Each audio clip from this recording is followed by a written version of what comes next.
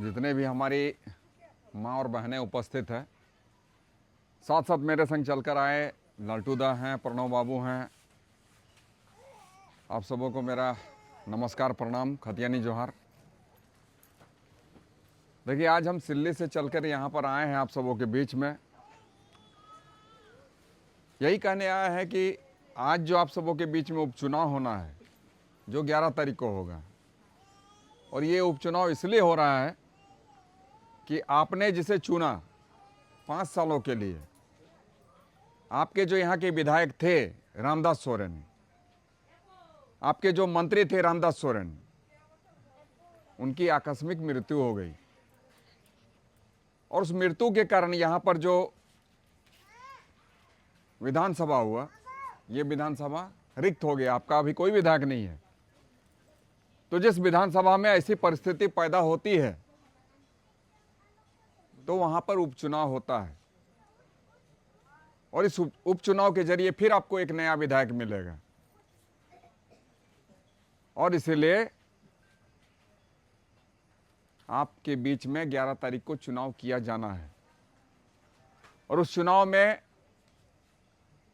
हर एक दल के अपने अपने प्रत्याशी होंगे, बहुत सारे निर्दलीय भी होंगे। लेकिन आप लोगों ने रामदास सोरेन जी को चुना था झारखंड मुक्ति मोर्चा के प्रत्याशी के रूप में,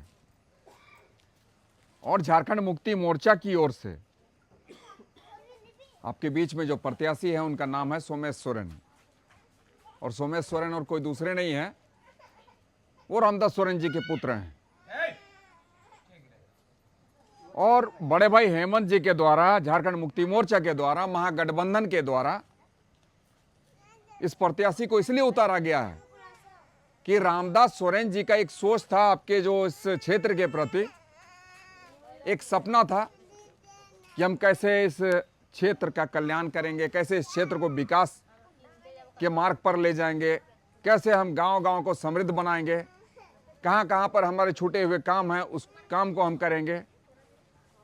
तो उनके जो सोच और सपने थे वो अधूरे रह गए, और उस अधूरे सपने को साकार कौन करेगा।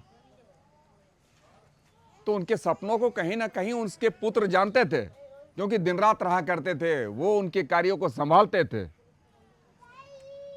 तो एक सोच और एक समझ के साथ में झारखंड मुक्ति मोर्चा की ओर से, गठबंधन की ओर से, हमारा जो महागठबंधन है जिसमें कांग्रेस भी शामिल है, राजद शामिल है, तो इस महागठबंधन का उम्मीदवार बनाया गया है सोमेश सोरेन को।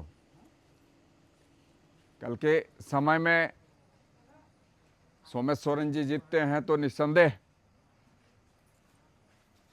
जो भी सपने थे रामदास सोरेन के, जो उनके द्वारा यहाँ पर सोचा गया था कि हमें यहाँ पुल बनाना है, यहाँ पीसीसी करना है, यहाँ पर पुलिया बनानी है, यहाँ काला रोड बनाना है, तो वो सारे सपनों को सोमेश सोरेन जी पूरा करेंगे, ऐसा हम समझते हैं।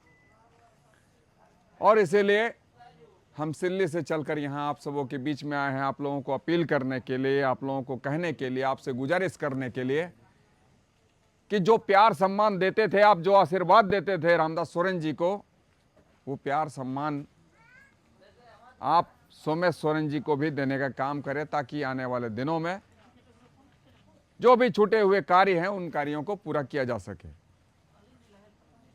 प्रणव बाबू जो हमारे छोटे भाई हैं, इनके द्वारा एक एक बातों को रखा गया आपके सामने, बहुत सारी बातों को आप लोगों के बीच में रखा गया है। जितनी भी कल्याणकारी योजनाएं चलाई जा रही है हमारे इस हेमंत सरकार के द्वारा, एक एक योजनाओं को विस्तृत रूप में आप लोगों को बताया गया। मैं उन बातों को दोहराना नहीं चाहूँगा। हमारी यही ख्वाहिश है, हम यही इच्छा रखते हैं, आशा करते हैं कि आपके बीच का विधायक जो बने वो सोमेश सोरेन बने, क्योंकि वो आपका अपना है।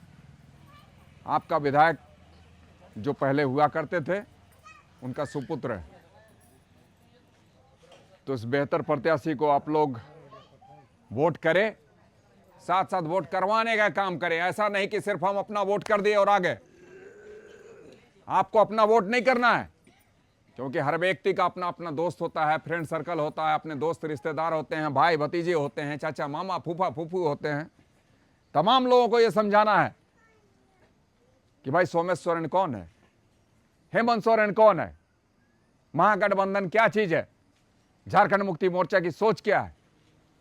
इन तमाम चीजों को आपको बताना है और उसको वोट करवाना है ताकि एक बहुत मजबूती के साथ में सोमेश सोरेन जीत कर जाए और आपका प्रतिनिधित्व करे।